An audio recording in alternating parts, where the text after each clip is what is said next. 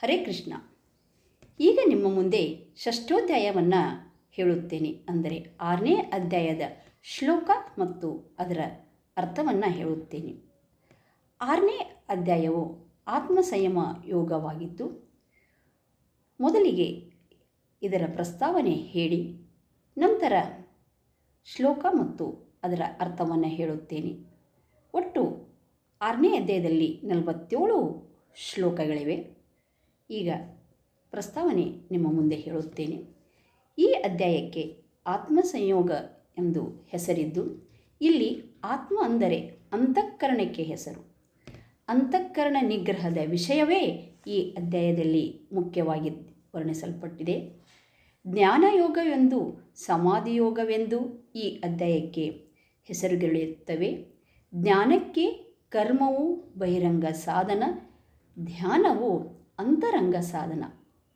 ಕರ್ಮಸನ್ಯಾಸ ಕರ್ಮಯೋಗಗಳಲ್ಲಿ ಯಾವುದು ತನಗೆ ಮೇಲೆಂದು ಅರ್ಜುನನು 5ನೇ ಅಧ್ಯಾಯದ ಆರಂಭದಲ್ಲಿ ಶ್ರೀಕೃಷ್ಣನಿಗೆ ಕೇಳಿದನು. ಫಲದೃಷ್ಟಿಯಿಂದ ಎರಡೂ ಸಮಾನವಾಗಿದ್ದರೂ ಸಾಧಕನಿಗೆ ಕರ್ಮಸನ್ಯಾಸಕ್ಕಿಂತ ಕರ್ಮಯೋಗವೇ ಮೇಲೆಂದು ಶ್ರೀಕೃಷ್ಣನು ತೀರ್ಮಾನಿಸಿದನು.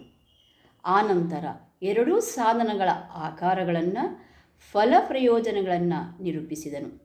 ಕೊನೆಗೆ ಅಧ್ಯಾಯದ ಅಂತ್ಯದವರೆಗೆ ಸಂಕ್ಷಿಪ್ತವಾಗಿ ಜ್ಞಾನಯೋಗವನ್ನು ವರ್ಣಿಸಿದನು. ಸನ್ಯಾಸ ಕರ್ಮಯೋಗ ಈ ಎರಡಕ್ಕೂ ಜ್ಞಾನಯೋಗವು ಆತ್ಮವಶವಾದ ವಸ್ತುವಾಗಿದೆ. ಪಂಚಮಾಧ್ಯಾಯದಲ್ಲಿ ಬಿತ್ತಿದ ಜ್ಞಾನಯೋಗದ ಬೀಜವು ಈ 6ನೇ ಅಧ್ಯಾಯದಲ್ಲಿ ಸಂಗೋಪಕವಾಗಿ ವಿಸ್ತರಿಸಲ್ಪಟ್ಟಿದೆ. ಈ ಜ್ಞಾನಯೋಗಕ್ಕೂ ಕರ್ಮಯೋಗದ ಸಹಾಯವು ಅಗತ್ಯವಾಗಿರುತ್ತದೆ. ಆದುದರಿಂದ ಪ್ರಥಮತಃ ಭಗವಂತನು ಕರ್ಮಯೋಗವನ್ನೇ ಪ್ರಶಂಸಿಸುತ್ತಾನೆ. ಇದಿಷ್ಟು ಪ್ರಸ್ತಾಪನೆವಾಗಿದ್ದು, ಈಗ 1ರಿಂದ 10 ಶ್ಲೋಕ ಮತ್ತು ಅದರ ಅರ್ಥವನ್ನು ನಿಮ್ಮ ಮುಂದೆ ಹೇಳುತ್ತೇನೆ.